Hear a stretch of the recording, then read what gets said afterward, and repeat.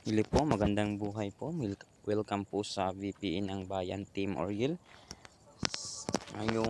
Itong video na po ito, tuturuan ko po kayo kung paano gumawa ng reseller account or manual creating account with free AIC for 1 month. And una,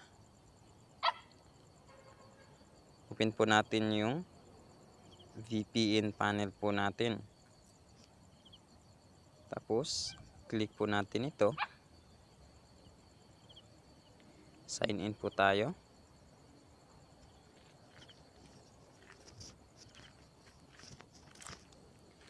Lagay lang po natin yung username at yung password. Then, sign in po tayo. Pagkatapos nyan, okay.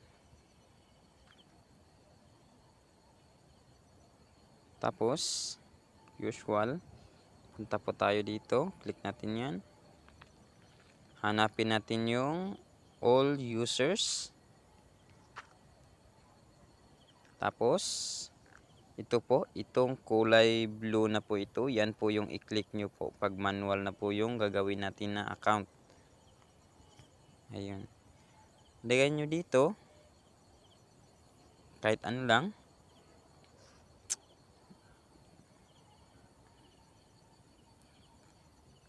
Kailan.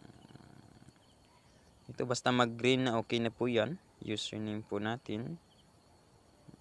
Palagay natin ganyan. Tapos lagyan natin ng numbers. Para mas hindi siya madaling hindi siya wala siyang kapantay. Tapos lagay natin at gmail.com.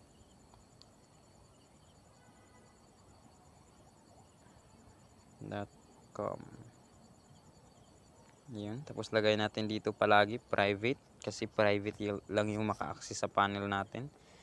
Lagay natin dito.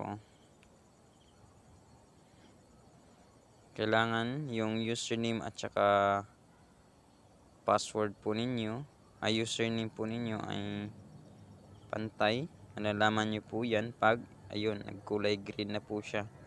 Then, lagay nyo dito sa free user. Ito po yung wag nyong kakalimutan ito. Free user.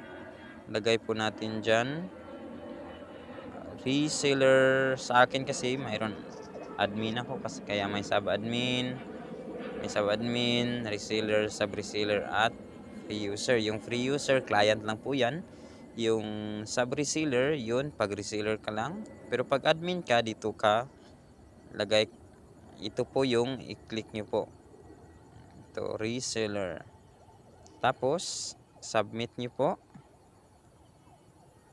Yun. Then, may instant. Mayroon na kayong reseller account na nagawa. Kung nakikita nyo po, may free EIC 30 days na po siya. At nakikita nyo po na 0 credits pa siya. So, kailangan natin lagyan ng vouchers. Kung paano? Ito, i-click nyo lang po ito. Ayan, click natin. Tapos, lagyan nyo po ng vouchers. Dito po. Lagay nyo dyan kung ilan. Halimbawa, sa 500, bigay mo sa kanila 30 or 35. Lagay natin 30. Tapos, i-save po natin. Ayan. Okay lang po natin. Ayun. You have successfully saved. Then, ayun na. Mayroon na siyang 30 credits. So, click natin ulit to kahit saan sa dalawa. Click natin yan. Baba tayo.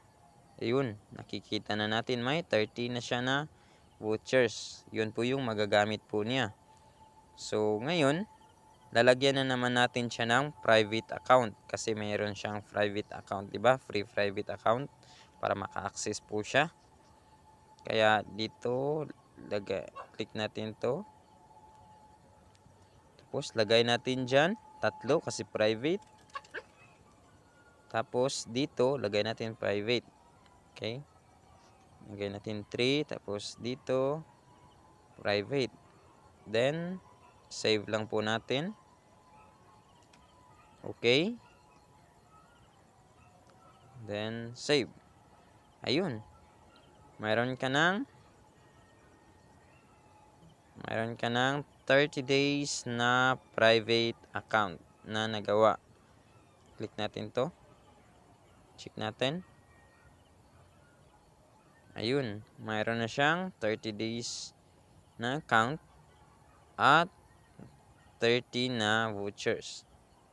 Yun lang po. Maraming salamat po sa panonood. Please, share nyo po itong nalalaman nyo sa mga downline nyo po. Then, thank you and God bless.